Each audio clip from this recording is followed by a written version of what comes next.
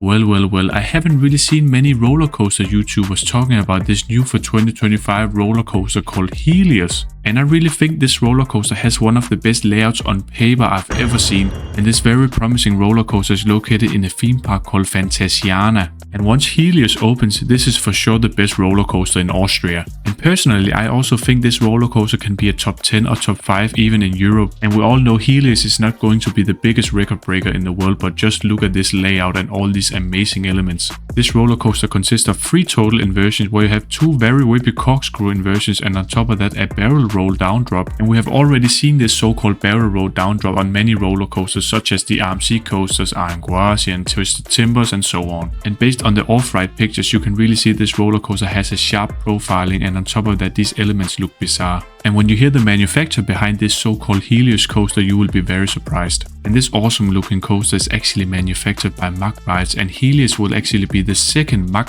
stryker coaster model. And we all know the first prototype stryker coaster model opened in 2024 at Europa Park, and that one was of course called Voltron Nevera. And Voltron overall is just a world-class roller coaster with a very lengthy layout, many special track elements and intense airtime moments and whippy inversions. And when I look at these off-ride pictures of Helios, I can really see a smaller scale Voltron right here. And Voltron also features these lengthy 4x4 roller coaster trains, but the trains on Helios will actually just be 2 rows of 4 riders. And now before going into an in-depth analysis of this roller coaster, I really need to get something sorted. When looking at these Helios roller coaster trains, all I can see is actually the Big Dipper roller coaster model made by Mack themselves. And now if we quickly take a look at Lost Gravity, a Big Dipper coaster model, it really looks the same. And now the only difference I can see between the Big Dipper coaster and the stryker coaster is that the stryker coaster's track looks way bigger. And then on top of that, the stryker coaster can also offer lengthier trains if we look at Voltron Nevera. So now my conclusion is that the stryker roller coaster is a way more thrilling roller coaster layout with very whippy and intense elements. And that's why you need this way bigger steel track. So now let's go through the whole layout on Helios looking at these off-ride pictures and videos. And unlike Voltron Nevera, Helios will actually feature a lift hill and then a very sharp twisted first drop. And based on the off-ride pictures, you can really see this has a sharp twist where you just have these strong lateral forces and then the airtime going down. And after this awesome drop, you can really expect one of the best airtime moments in the world right here.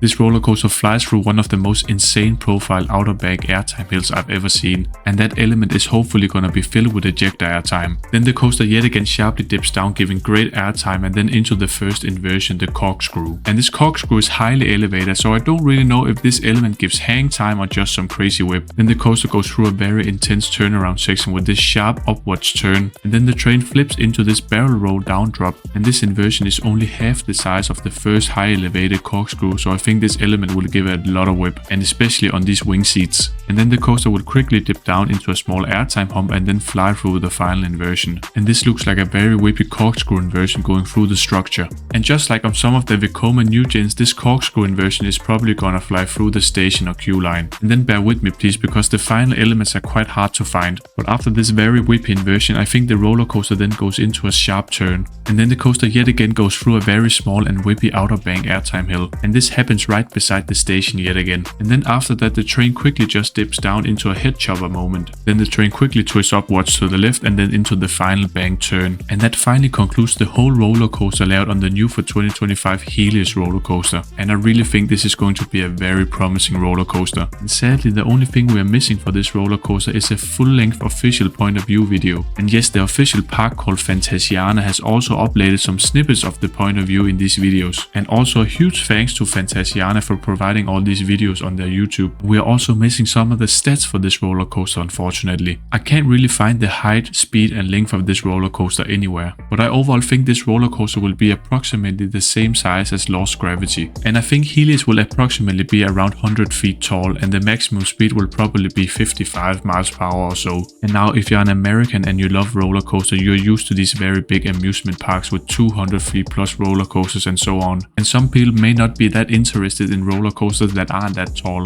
Based on the whole layout on this roller coaster, it really looks very compact, crazy and whippy. And there are really many roller coasters around the world, and especially in Europe, that are around these 100 feet tall. Rides like Twisted Cyclone, Twisted Timbers, Pirates, and I think these coasters are just awesome. And honestly, when I saw the first construction pictures for this roller coaster, I just thought, oh my god, this is going to be a world-class roller coaster. I really think this roller coaster is going to surprise us with an awesome mix of positive and negative G-forces. You have many crazy and bizarre airtime moments on this coaster, and also some decent inversions. And it also looks like the area around it is going to be beautifully themed and very immersive. The landscaping and overall look of this station is going to look so beautiful. So now Fantasia for sure is going to be marked in my calendar in the future. The only sad thing about this roller coaster is that it actually replaced a legendary ride, and that was the so-called Wild Train family coaster ride. And this family roller coaster was created by the Russian manufacturer called PAX, but this was not a family roller coaster in terms of ride experience. This small Austrian roller coaster really was filled with many bizarre, sharp transitions and amazingly sharp airtime hills. And this roller coaster was probably the only family roller coaster in the whole world offering ejector airtime on these hills. So now the final thing I can really say is rest in peace Wild Train, and now we're ready for Helios. And in the recent years, Mack Rides has really showcased they can create world-class and awesome roller coasters. And it's also awesome to see that this German manufacturer has been used for the roller coasters in Epic Universe. Now I really want to know your thoughts in the comments below. Is Helios really going to be a world-class or just a great roller coaster? Or am I just overhyping this smaller scale stryker roller coaster? And now if you really like roller coaster videos, please consider subscribing to my channel. And now as I always say at the end of the day, I'm always gonna say